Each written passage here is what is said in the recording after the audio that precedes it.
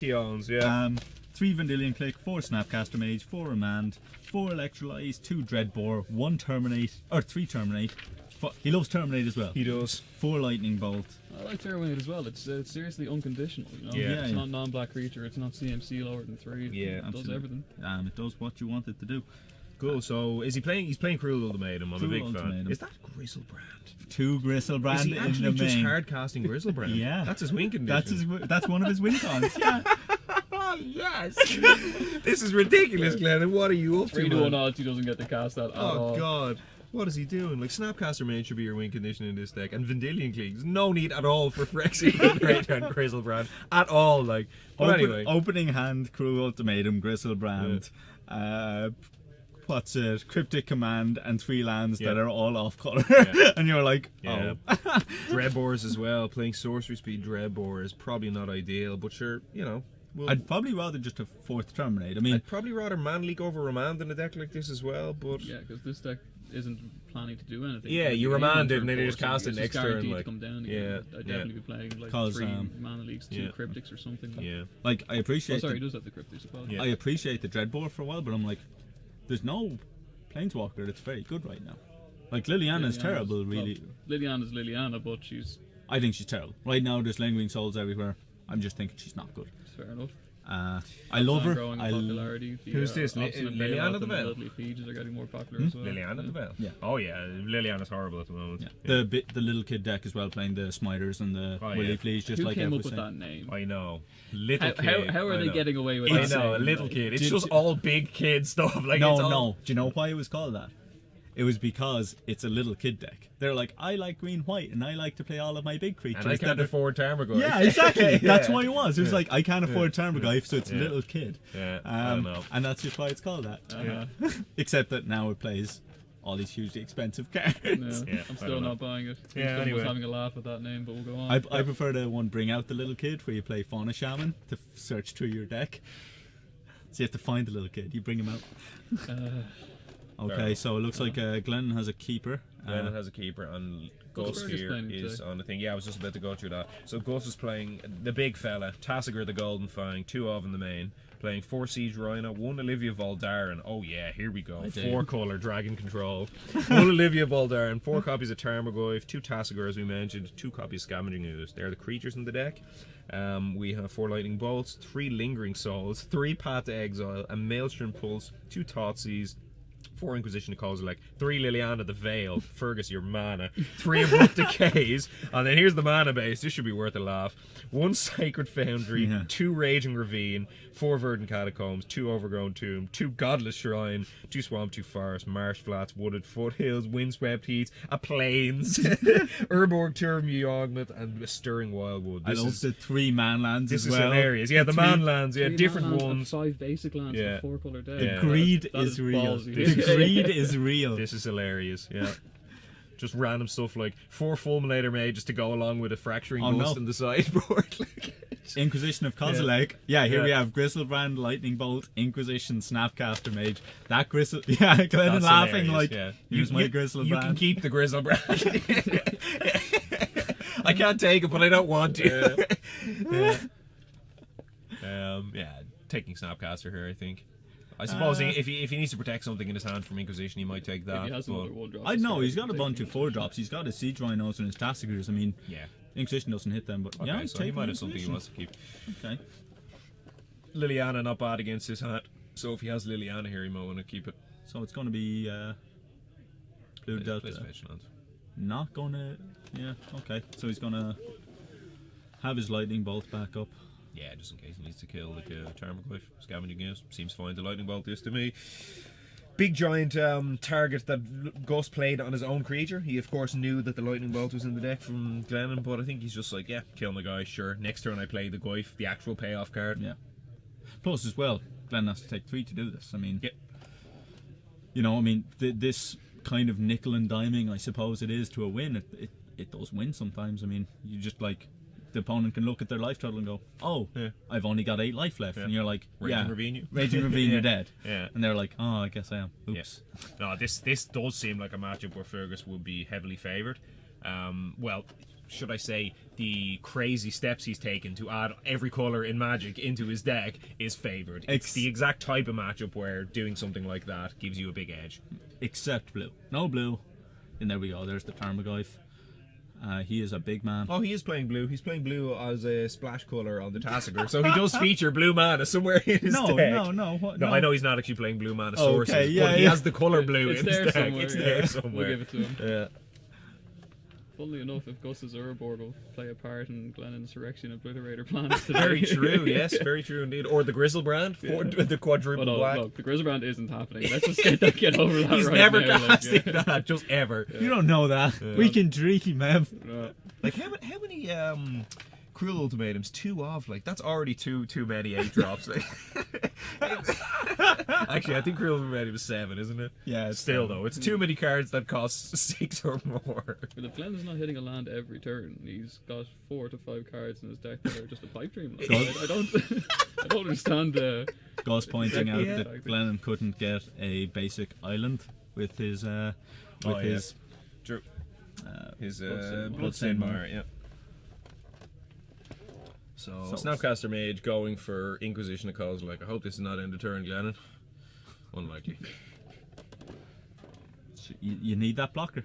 I mean, that blocker. Oh, the Goyf, of course. The play from Gus was the Goyf last turn. So and there's a Abrupt Decay Lightning Bolt. Take Decay. Let him keep Bolt.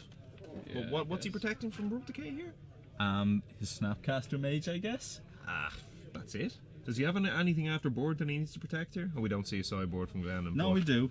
He's got 4 Inquisition of Kozilek, 2 Erebos, 3 Spreading Seas, 3 Bituminous Blast. Absolutely. 3 Rakdos Charm. Spreading Seas. Gus is playing a ridiculously mana-heavy or land-intensive deck. Maybe he brought the Spreading Seas in and doesn't want it to get decayed. Sure. Okay, that's the only reason. Otherwise, I'm letting him keep that decay and taking the Bolt. Because that Goyf is going to beat hard here, so... Yeah, slaps.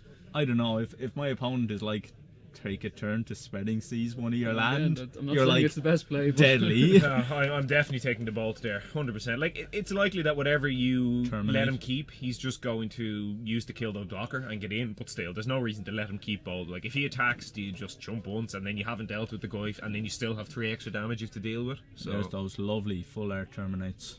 Ew. I think he's just playing them because he's like, I've got full art Terminates, I'll just play them. Yeah. No murderous cuts for me. None of these more prime removal spells. None of that. Full art Terminates. Yeah. So yeah, Gus has 1 card in hand. I mean, we know what it is, do we? No, we didn't see that one. No, he's 2. Okay. I was just about to say, if he draws a land, he really wants it to be a Raging Ravine, and there is the Raging Ravine. Spreading Seas on the Raging Ravine. So he did side in against the Manlands, the Spreading Seas. So by the way, nice play. He gets a cycle too. Glennon is 5/8 of the way. Another man. 5/8 of the way to Grizzlebrand. He is. True. And Gus probably doesn't have an awful lot in his deck to take care of it. 6/8 of the way to Grizzlebrand. Oh my god, wow. There's no way. There's no way. If I get to eat my words live on TV. I will be so delighted if he plays a Grizzlebrand and just gets there. It'll be hilarious. Flashback, Snapcaster Mage, kill your Terminator dude. Yeah, gotta be. Yep. Yeah, seems fine. And it's only a Plains in hand for Gus. Oh wait, Plains in hand for Gus is all he has left. I feel like Gus needs to be sanding a Liliana if he draws one here. Does he? Just to take care. Yeah. Well, okay. Now that he's played the Snapcaster Mage, he probably can't, which is kind of what I was getting at. But if he had a Liliana, does he kind of just need to sand it just in case Glenn draws the 8th mana and just plays the Grizzlebrand? Spreading Seas on his Sacred Foundry draw card. Oh, they're 7/8 of the way. Oh my god, we're going to see it. We're actually going to see this. Will it happen? Please, this is going to be the greatest thing. Glennon heralded as a genius. Yeah, yeah, absolutely. I hope all the fans at home are as delighted to see that. I've actually never seen this where your game plan is strictly hard class the Grizzlebrand. Like, he's no way to cheat this into play. Did Glenn not play a land that turn? I don't think he did. Don't you dare sand lands. Don't. That can't be real. If I was Glenn, I just wouldn't even be playing. No, he did. You're right. He sanded a land. He actually just didn't play his land last turn. What was he thinking? I assume that was a Glennon, mistake. come on now. We need to see you hardcast this. I'm not sufficiently happy with Snapcaster beatdowns. Okay, we have a land and a bolt. Oh. accidentally Add the show. cryptic command. Accidentally show.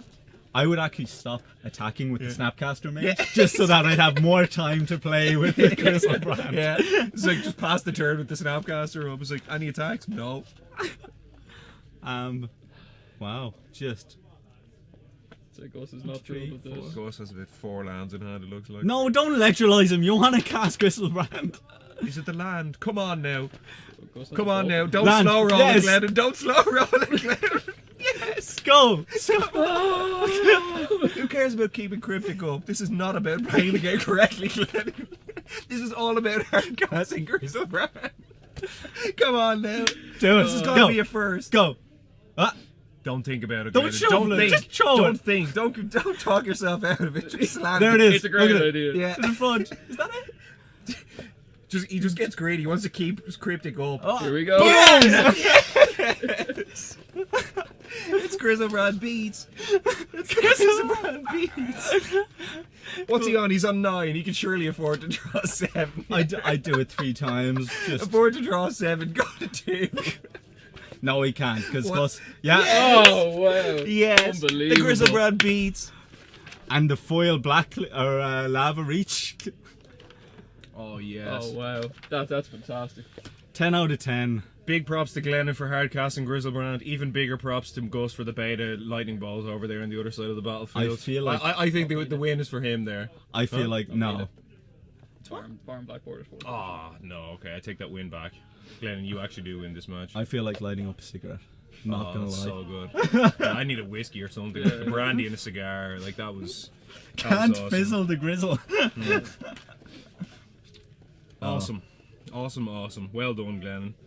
That's probably the first and last time we'll ever see that, so take it in, guys. Yeah. This is Grixis. That was a huge moment. That is a Howya. Yeah. Just Howya. Big There, moment. there you go. There's your Grizzlebrand. Took out the abrupt decays and the light, or the one abrupt decay and the light 3 lingering souls. Yeah. That's I fair. Like this is I think what Glennon is trying to do. He's just trying to bring together a deck that's like, what do you sideboard? You know, like it's pretty tough to sideboard against it. It is sideboard against this deck, yeah. I think you just you want more Tarmogoyfs. That's the kind of Yeah, card you want yeah. in this matchup. You want a good beater with a big. Well, actually, I suppose So he he's should got side- some lightning bolts, but other than that, he has got ways to just straight up kill things. So Yeah. he's got Terminates and Dreadbores and that kind of stuff. Maybe it's enough. Yeah, maybe this is. This is a hard deck to sideboard against. I'm with you. Like it's quite grindy. You know, if you start going too slow, you just straight up lose the Cryptic Command. Like Cryptic Command wrecks decks that are too slow. You know, so you need the type of card like a Tarmogoyf to bring pressure on these to put pressure on the Cryptic Commands. But I feel like this deck would lose to itself a lot with those hands that are kind of like a Cruel Ultimatum and Grizzlebrand and a Cryptic Command in hand and 4 lands, and you're like, oh, okay, I have to mulligan. have to mulligan. I lose to every deck in the format. Yeah. So yeah. But so yeah, some hands you're just like, you know, Lightning Bolt, Snapcaster Mage, Electrolyze, Cryptic Command, and, you know, lands. And you just draw into your Cruel Ultimatums and stuff. But if one of those lands is, what you call it, the 4/4 flying vigilance, blue-white one. Oh yeah, the Celestial Colonnade. Yeah, I'd rather just be playing Jeskai control. Like, Probably. but you don't get Sphinx to cast Revelation. Yeah, but Yeah. you don't get to cast Grizzlebrand. True. So we're the fools. Yep. So anyone just joining us, we've just had an epic moment. We just saw a hard cast Grizzlebrand. We didn't actually get to see it attack and kill the opponent. It was sufficiently enough damage. It was 9 on the presence battlefield. enough is- Its present enough was enough to make Gus cower and weep in the corner. Yeah. So there were tears. So that was awesome. It's fantastic. Yeah, so if you're just joining us, we are in Dublin, Ireland here. This is Gamersworld. We're playing Modern, which is the SCG game night. Yep. People may be familiar with it. This is the night we play it. Modern every week, Wednesdays. We're always here. We're covering 4 rounds of Modern each night, so we've just watched round 2 here, coming to a close. No, it's round 3. That was round 3. No, that's round 2, man. That's the end of Round 3. that's the end of round 2. So- That- oh, that- yeah, this is the 'cause we- backup feature match. Sorry, because I always forgot because we brought in 2 backup feature backup matches, feature which is matches, weird so- to me. Usually it takes a bit longer. Very true, so- I'm amazed we have the time to do that. That's Yeah. pretty great. So we've seen 4 different matches on the camera. That was the end of round 2, like we said, so just a couple of games coming to a close. My name is Daniel Gilligan. Eamon Jones. Eamon Jones sitting beside me here. Evan McHugh, you've been listening to too, who was actually just on the feature match. He got a win, so he's been just kind of giving us a little bit of thoughts on this. Good to have you here, Ev. Great. So yeah, really interesting. We've actually seen some good magic here tonight. Yeah. Hopefully we can get Michaela on coverage now in the next round. I really hope he won, so we can at least not feel bad about putting him on. I think even if he doesn't come on, I'm going to read out that list anyway. Yeah, no, absolutely. I'm taking this. I'm taking this list home with me later. I'm framing this and putting it on your wall. It's on my wall later on. Yeah. So your girlfriend comes in and you're just stroking the frame like only you can make me feel this way. Yeah, that's my plan. So, anything with give some give, and I'm a big sucker for it. No, I gotta say, I'm just going straight for it. Where is this? No, wait, don't blow it yet. Come on, we have time. I really want to talk about it. Got about 10 minutes and Michaela might be up in the feature match if he got it. So awesome. Might be. No, even if he loses, even if he's gonna have to put him on. Like, how can I not put this deck on stream? Well, ask the people what they want. If there's a majority vote that they want to see, even regardless of Michaela's score, that they want to see the deck. Here we go, people. If you want to vote, let's hear your voice. We have a deck here tonight featuring Knight of the Reliquary and Gifts Ungiven in the same deck. If you and Life from the Loam. If this isn't a deck you want to see on stream, I don't know what is. What's going on with your life? Yeah, is this what you want to see? If this deck is 0-2 after 2 rounds, do you still want to see it on camera? Bear in mind, of course, that a lot of these cards are foil too. It's Michaela. He does love his foils. So yeah. No, actually, this time it's not. Because I handed back his deck to him, and he was like, because he had it just resting behind him, and I was like, Michaela, is this your deck? And he's like, oh yeah. And I was like, how much is that deck worth, Michaela? And he's like, about €1,800. And I was like, I thought it would be more actually. And he's like, I don't have the foils in it tonight. I'm like, oh okay, fair enough. Yeah, it's not worth about $3,000. Yeah, exactly. Yeah, he loves his foils. His idea is he wants play sets, and he wants one of each playset is a foil. So like he goes like, I want my playset of Liliana's, one as a foil. I want my playset of this, one as a foil. I saw him at one of the GPs. He went over and he comes over to me. He's like, oh look what I just bought, Tezzeret Agent of Bolas in foil. And you know how big a fan I am of that card. He comes over, like, oh my god, it's the sweetest thing ever, man. A foil Tezzeret. Wait a minute, do you even play with Tezzeret? Yeah, no, I just wanted my foil. I just need one of all of my playsets to be foil. I actually can't wait. I feel like Michaela one day is going to make a cube, and it's going to be the sweetest looking cube of all time, just like all foil. Because as a cube owner myself, the best way we can do it, like some of the cards cost $1 million in foil. Like for example, one of my favourite cards, Mirror Entity.